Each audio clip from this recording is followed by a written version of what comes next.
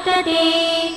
उत्तिष्ठ श्रीगणनाथ त्रैलोक्यं मङ्गलं कुरु। उत्तिष्ठ देवदेवेश उत्तिष्ठ हे गजानना। उत्तिष्ठ ईश्वरी पुत्रा कर्तव्यं दैवमाह्निकम्। हे देवदेव करुणामय दिव्यरूपा।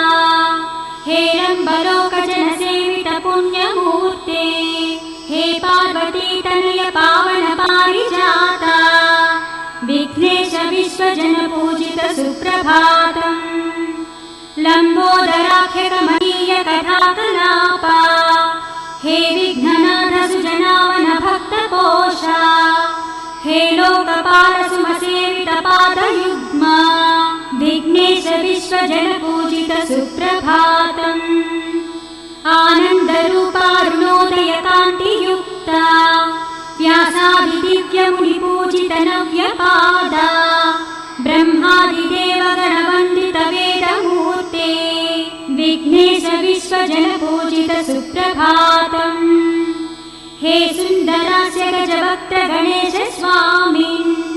हे भक्तपूज्य गणनाथ चतुर्भुजास्य। श्रीचन्दनादिसुमसेवित दिव्यदेहा। विघ्नेश विश्वजन पूजित सुप्रभातम्। बीजास्वरूप विविधोज्ज्वल कार्यरूपा। हे वेदवीर्य गणनायक गानलोला। हे भक्तपाल शरणागत पारिजाता। विघ्नेश विश्वजन पूजित सुप्रभातम्। हे मामहस्त घनमूषिक वाहनेशा। श्रीशूर्पकर्ण निज पाप विनाश हेतो। हे वक्रतुण्ड सुर पावन सूर्य तेजा। विघ्नेश विश्वजन पूजित सुप्रभातम्। हे शर्वपुत्र शरणागत पोषकार्या। श्रीकार रूप करुणाकर कल्पभुजा। ओंकार रूप शुभवारण वेशमूर्ते। विघ्नेश विश्वजन पूजित सुप्रभातम्। आराध्य देव चराचर विश्ववेद्या। हे शम्भुपुत्र सुरवन्दित पादयुग्मा। हे सोम सूर्य निज पावक पुण्यनेत्रा। विघ्नेश विश्वजन पूजित सुप्रभातम्। हे सिद्धिबुद्धि निज मानस राजहंसा। अज्ञानछेदन सनातन साधुपोषा। षट्चक्रवास सुरसेवित सुन्दरास्य। विघ्नेश विश्वजन पूजित सुप्रभातम्। कल्याणरूप जगदीश गणेश ईशा। कैवल्यरूप रमणीय रमेश पूज्या। हे भक्तवन्द्य भवनाश उमेश पुत्रा। विघ्नेश विश्वजन पूजित सुप्रभातम्। हे सत्त्वदेह यतिलोक सुपूज्य मूर्ते। हे दिव्यदेह महनीय गणाग्रगण्या। हे विघ्नराज गणनीय सुरेश ईशा। विघ्नेश विश्वजन पूजित सुप्रभातम्। दिव्यातिदिव्य नवकोमल कल्पवृक्षा। विश्वस्वरूप विभवोन्नत वेदमूर्ते। हे एकदन्तै भवक्त्र सुभक्त पूज्या। विघ्नेश विश्वजन पूजिता सुप्रभातम्।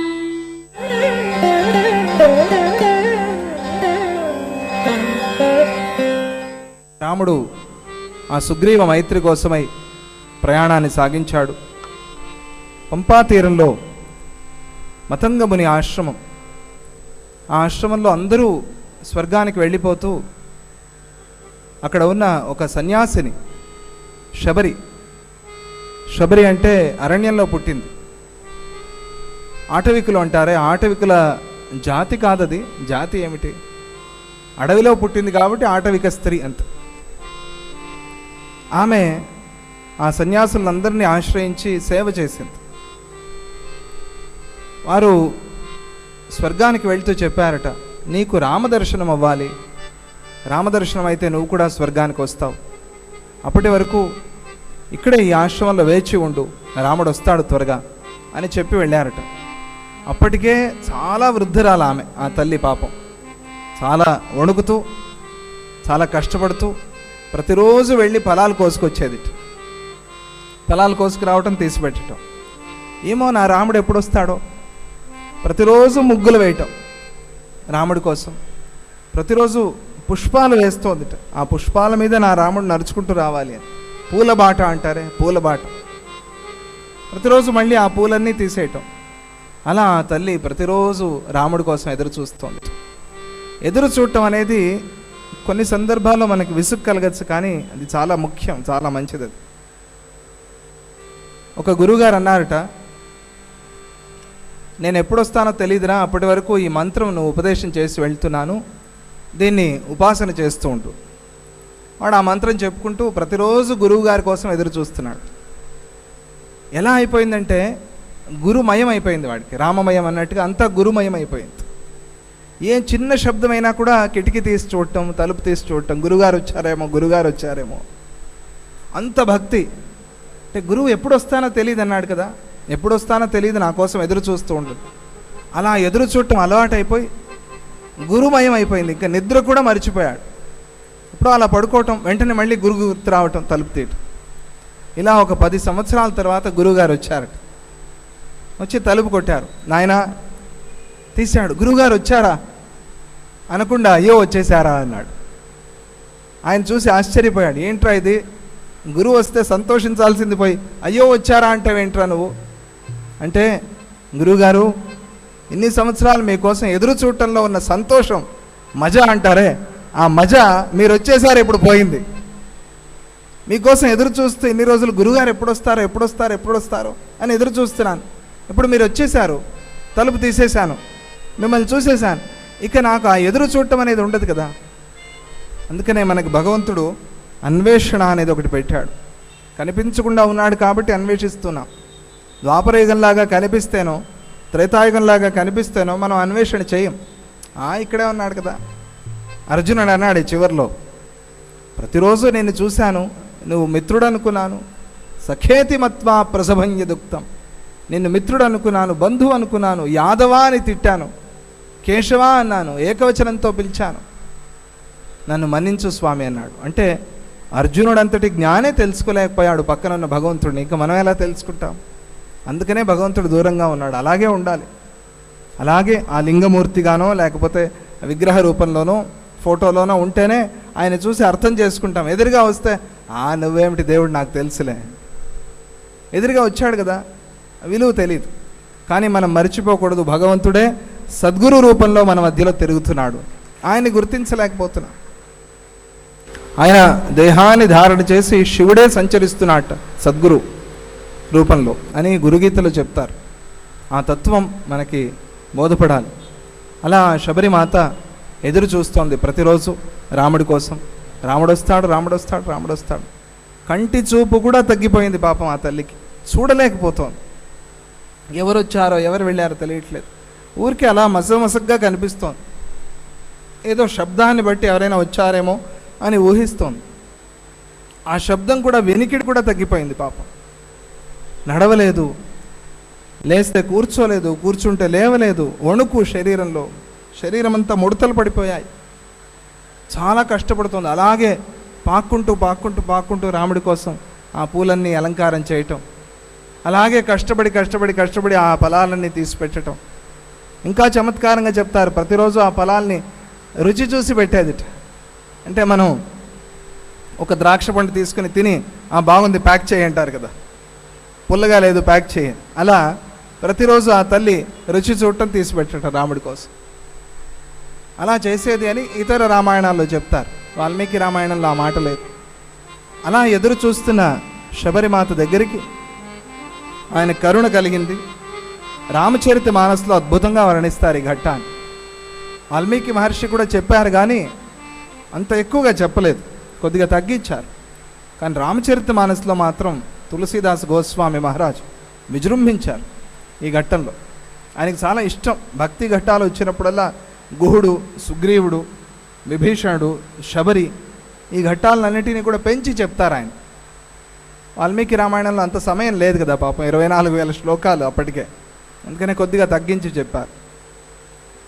శబరిమాత అలా కూర్చునుంది ఆ గుడిసె ముందు.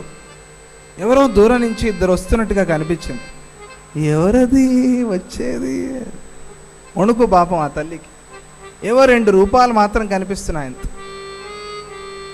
ఆ గురువులు చెప్పారు ఒక రూపాన్ని, రాముడు ఇలా ఉంటాడు గుర్తుపట్టు నువ్వు అని. రాముడు ఎవరో తెలియాలి కదా. ఆ కాలంలో ఫోటోలు ఉన్నాయా? ఎవరైనా రాసి చూపించే వాళ్ళు ఎవరైనా ఉన్నారు? లేరు కదా. కానీ ఒక గుర్తు చెప్పి వెళ్ళారు. ఆ గుర్తు బట్టి ఆ తల్లి గుర్తించింది. ఆహా, వస్తున్నది రామలక్ష్మణులే. అప్పటి వరకు అసలు లేవలేని తల్లి రాముడు వచ్చాడని తెలుసుకుని ఎక్కడి నుంచి శక్తి వచ్చిందో తెలీదు. మా అయ్య, మా ఆయన, మా అమ్మ అనుకుంటూ వస్తారే పాపం వయస్సైన వాళ్ళు. అలా ఆ తల్లి లేచి రాముడి దగ్గరికి పరిగెత్తుకుంటూ వెళ్ళింది. రామా రామా రామా వచ్చావా? పార్థాయ ప్రతిబోధితాం భగవతా నారాయణేన స్వయం వ్యాసేన గ్రథితాం పురాణమునినా మధ్యే మహాభారతం.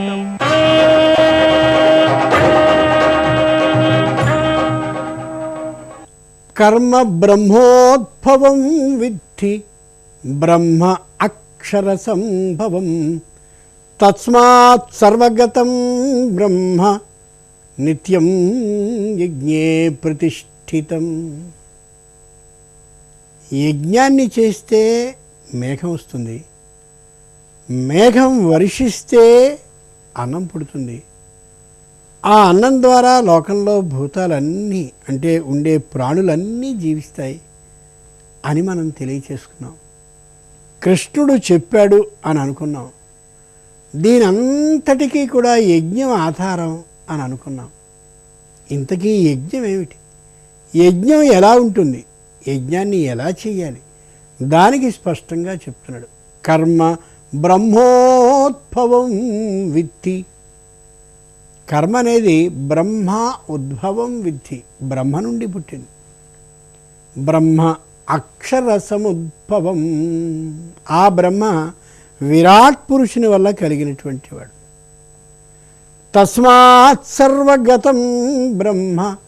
కాబట్టి బ్రహ్మ అనేది లేనటువంటి పదార్థం లేనే లేదు.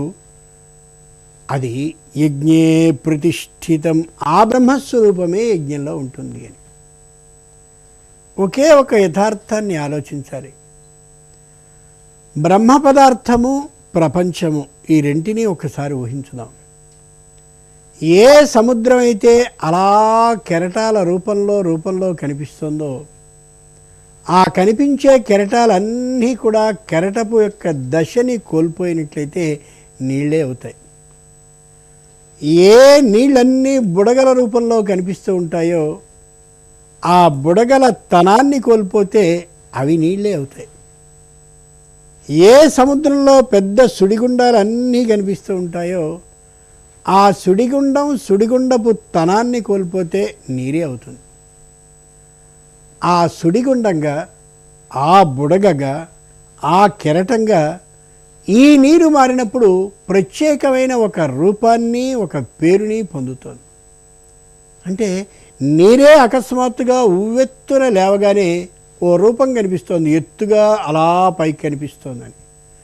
దానికి మనం పేరు పెట్టాం, నామం. ఏమని? కెరటము అని. కాబట్టి రూపాన్ని బట్టి నామం ఏర్పడుతుంది. అదేవిధంగా అలా ఒకటి గుండ్రగా ఏదో తెల్లగా కనిపిస్తే ఓ రూపం కనిపించింది. ఆ రూపానికి ఓ నామం పెట్టాం, ఇది బుడగ అని. అదేవిధంగా నీళ్ళలో గిర్రని తిరుగుతూ ఏదో లోపలికి సన్నగా సూక్ష్మ రంధ్రంగా ఉన్నటువంటి భావన మనకి కలిగి ఒక రూపం కనిపిస్తే దానికి ఓ నామం, పేరు పెట్టాము, సుడిగుండము అని. ఈ సుడిగుండపు రూపము, నామము పోగా, ఆ బుడగ యొక్క రూపము, నామము పోగా, ఈ కెరటం యొక్క రూపము, నామము అంటే పేరు పోతే నీళ్ళే అవుతాయి. అలాగే ఏ బ్రహ్మ అయితే ఉన్నాడో ఆయన యథార్థమైనటువంటి రూపంగా ఉన్నవాడు.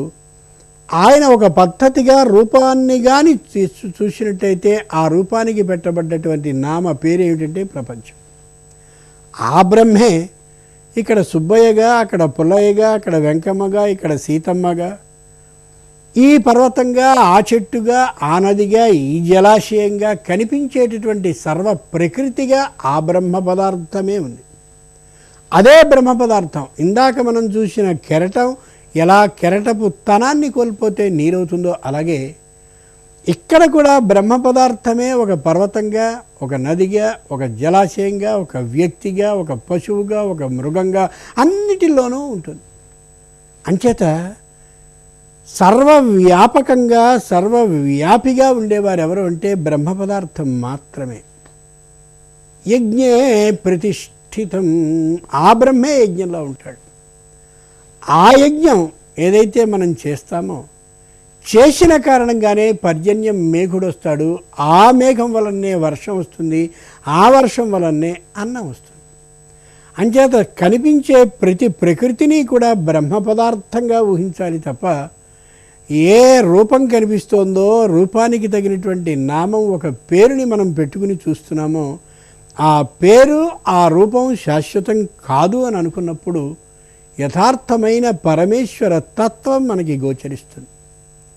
బంగారపు ముద్దనే స్వయంగా ఒక చంద్రహారంగా, ఓ కంకణంగా, ఓ ఉంగరంగా, ఓ హారంగా, ఓ వడ్డాణంగా రూపాన్ని బట్టి నామం మనం ఏర్పాటు చేసుకున్నాం. కానీ కరిగించిన వేళ అదంతా బంగారమే ఎలా అవుతుందో అలాగే ఈ కనిపించే ప్రకృతిలో రూపం కనిపించిన ప్రతిదీ ఒక పేరు కలిగి ఉంటుంది. ఆ రూపం ఉన్నటువంటి దానికి పెట్టినటువంటి పేరు ఆ తొలగిపోయినట్టయితే, రూపం తొలగిపోయినట్టయితే అది బ్రహ్మ పదార్థమే అవుతుంది. కాబట్టి ఆ బ్రహ్మని గుర్తించాలి. స్పష్టంగా కృష్ణుడు అంటున్నాడు అర్జునుడితో, స్వస్తి.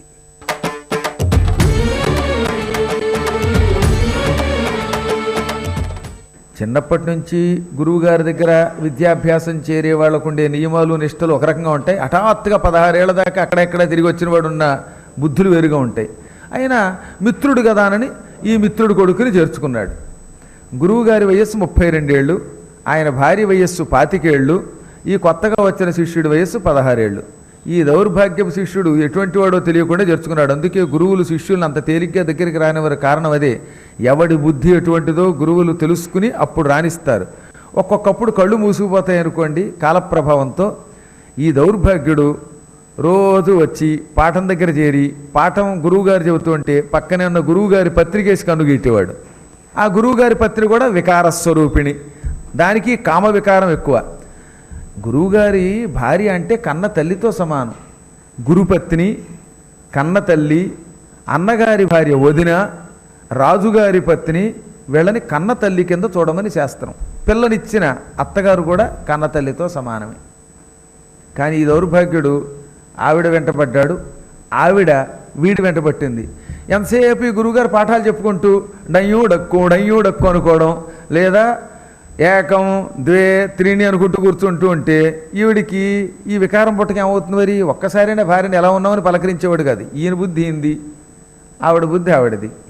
పాపం గురువుగారు అందరినీ పిల్లల కింద నమ్మేశాడు. అందుకని అమ్మగారి దగ్గరికి వెళ్ళి అన్నం అయ్యిందో లేదో కనుక్కురారా, అమ్మగారి దగ్గరికి వెళ్ళి ఈ పని చేయరా అని పంపితే వీడు ఎప్పుడు అమ్మగారికి సేవ చేస్తానండి అనేవాట. వీడు వినయవంతుడేమో అని వీడిని పంపాడు ఆయన. వీడు ఈ పాఠం చెప్పుకుంటూ ఉంటే అక్కడికి వెళ్ళి వాడి పాఠం వాడు చెప్పాడు. ఈయనేమో చతుషష్ఠి పాఠాలు చెప్పాడు, వాడు కామపాఠం చెప్పాడు. గురువుగారికి తెలియకుండానే ఈ ఇద్దరు ఇష్టం వచ్చినట్టు తిరగడం మొదలెట్టారు.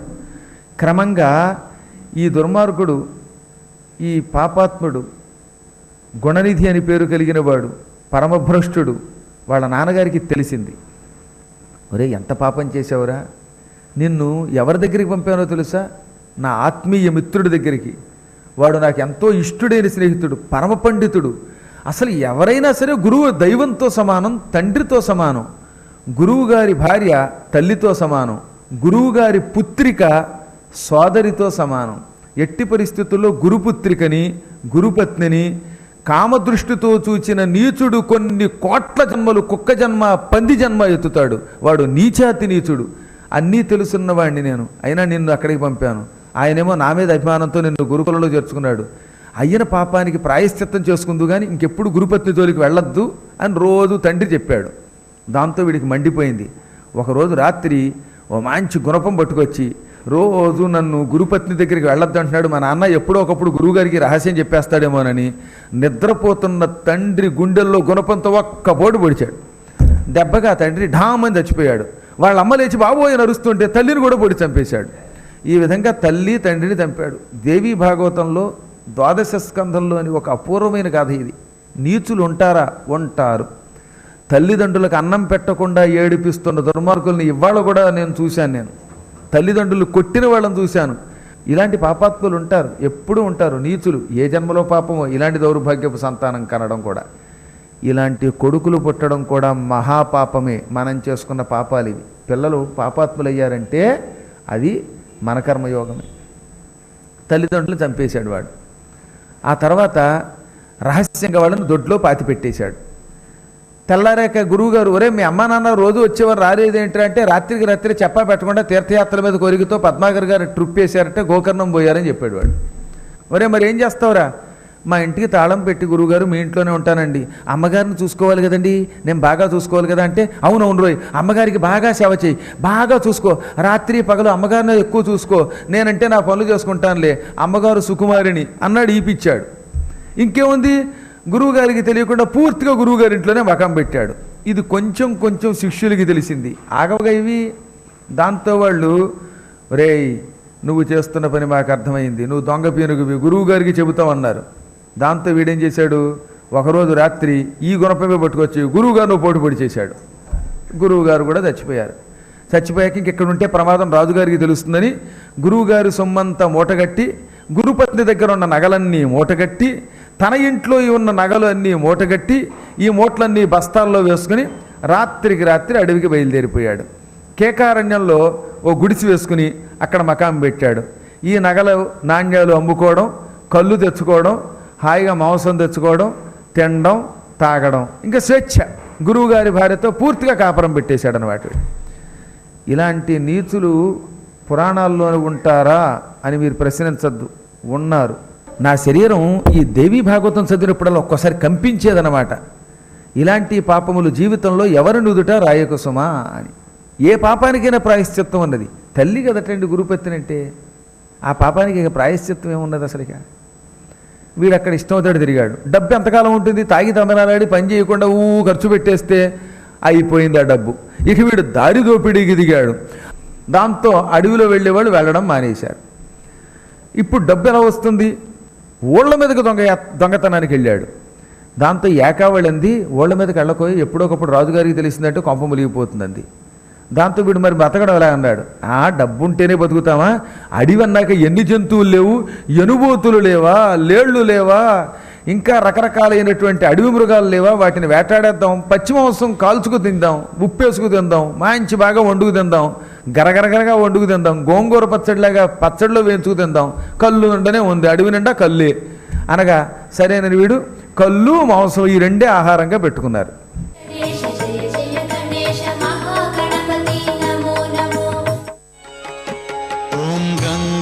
गणपतये नमो नमः श्री सिद्धि विनायक नमो नमः अष्टविनायक नमो नमः गणपति बाप्पा मोरया। गणपतये नमो नमः श्री सिद्धि विनायक नमो नमः अष्टविनायक नमो नमः गणपति बाप्पा मोरया। ओम गणपतये नमो नमः श्री सिद्धि विनायक नमो नमः अष्टविनायक नमो नमः गणपति बाप्पा मोरया। ओम गणपतये नमो नमः श्री सिद्धि विनायक नमो नमः अष्टविनायक नमो नमः गणपति बाप्पा मोरया।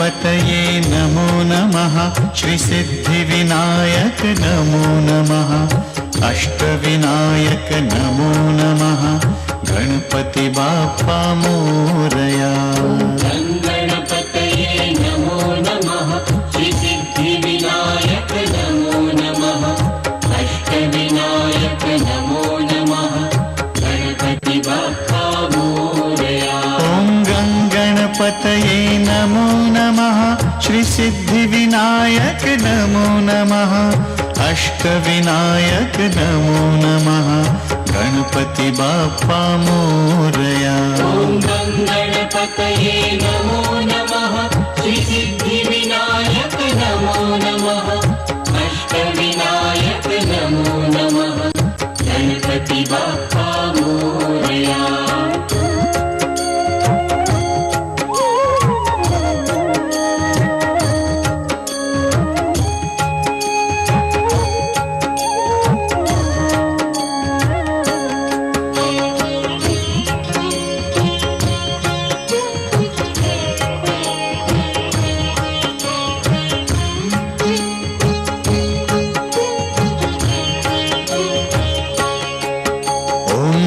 गणपतये नमो नमः श्रीसिद्धिविनायक नमो नमः अष्टविनायक नमो नमः गणपति बाप्पा मोरया गङ्गणपतये नमो नमः श्रीसिद्धिविनायक नमो नमः अष्टविनायक नमो नमः गणपति बाप्पा मोरया ॐ गङ्गणपतये नमो नमः श्रीसिद्धिविनायक नमो नमः अष्टविनायक नमो नमः गणपति बाप्पा मोरया ॐ गङ्गणपतये नमो नमः श्रीसिद्धिविनायक नमो नमः अष्टविनायक नमो नमः गणपति बाप्पा मोरया